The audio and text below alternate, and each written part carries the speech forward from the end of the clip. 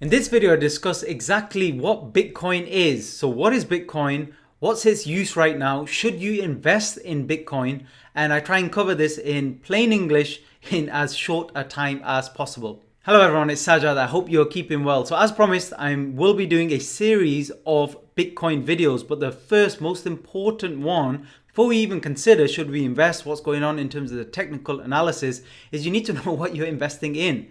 So if you're new to Bitcoin or you've already invested, this could help. And again, completely plain English, because I remember a few years ago when I was getting involved with Bitcoin, when there was all of the hype, I still wasn't really sure what was actually going on, and a lot of the YouTube content wasn't particularly helpful. So let's see if this is better. So first of all, the point of Bitcoin. Let's talk about anonymity. When you're using cash, for example, you're in a grocery or somewhere else and you're paying for something with cash. I know it sounds obvious, but realize that the cash doesn't have your name on it. Nobody can actually pinpoint whose cash that actually is. However, the drawback at the moment with, for example, credit and debit cards, because we don't really use cash, is that it has your name on it. It has your details, address, etc. So if you make some big purchase online, it's very, very clear who's making that purchase, even if you kind of change the delivery address to somebody else. So one of the roles of Bitcoin would have been to maintain that anonymity by using long kind of internet source code links, almost like long URLs. And nobody can really pinpoint then in a Bitcoin transaction who actually is paying and who's actually receiving the Bitcoin. So it's a lot like cash was, even though nowadays we don't really use cash at all. So the problem is it's not really an anonymous system. Next thing with Bitcoin that you need to understand is there's a limited quantity. And although there's still mining going on, and I'll discuss that shortly, we're pretty much at the point where 85% of the Bitcoin that's out there already exists in circulation. So we're nearly at maximum levels. And that's really key to understand, because the alternative is fiat currency. And fiat currency is basically like monopoly money. Just to make it short and sweet for you, why is it like monopoly money? Well, the dollar bill, for example, or a £10 note itself, it doesn't actually have any intrinsic paper value.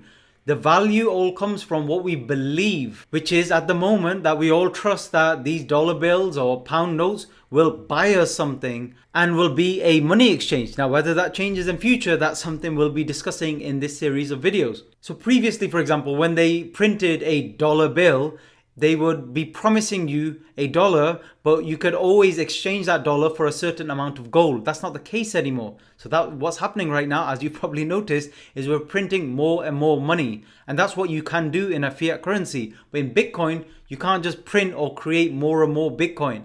Almost all of the Bitcoin that will ever exist is already in circulation. So that limitation gives it more value and gives it more trust. Next, open, decentralized. So what does this mean? Well, basically at the moment, in theory, as long as you have an internet connection anywhere in the world, let's say you're in a random village in the middle of the Amazon rainforest, you can buy Bitcoin, sell Bitcoin, exchange Bitcoin as you please. Nobody needs to check anything about who you are, where you're from, etc. In theory, you just need the internet and a click of a button and you're up and running. How is that different from the system we have right now? Well, a lot of you will know with bank accounts that we're in a centralized kind of system at the moment, where even just to open a bank account, for example, you need lots and lots of details, lots and lots of identification and other proof.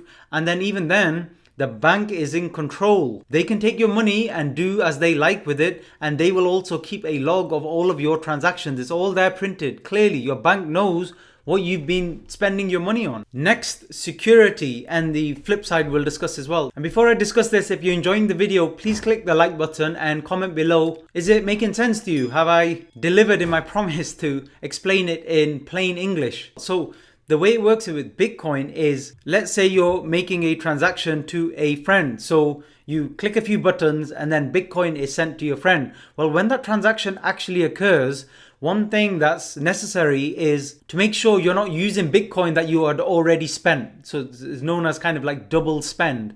And the way Bitcoin and other cryptocurrencies get around this is that they monitor from many, many computers across the globe whether this transaction was basically genuine. That's a shortcut there for you. You don't need to get into blockchain and all of this stuff to overcomplicate things. The bottom line is it's a more secure system, and the community, in a sense, works together to keep it secure. Now, why would people hook up lots of computers to make sure this is a secure system? Well, they get a reward in Bitcoin for doing this. It's a small kind of reimbursement for their time and the amount of electricity pretty much they're using to monitor these transactions.